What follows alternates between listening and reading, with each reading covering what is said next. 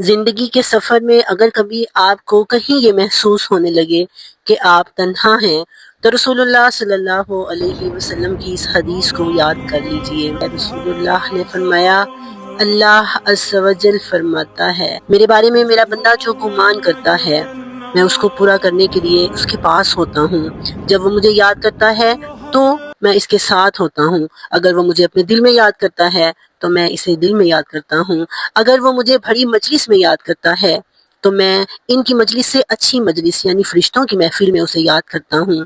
اور اگر وہ ایک بالشت میرے قریب آتا ہے تو میں ایک ہاتھ اس کے قریب جاتا ہوں، اور اگر وہ ایک ہاتھ میرے قریب آتا ہے تو میں دونوں ہاتھوں کی پوری لمبائی کے برابر اس کے قریب آتا ہوں۔ اگر وہ میرے پاس چلتا ہوا آتا ہے تو میں دوڑتا ہوا اس کے پاس جاتا ہوں۔ بس ضرورت اس بات کی ہے کہ ہم اللہ کو یاد کریں۔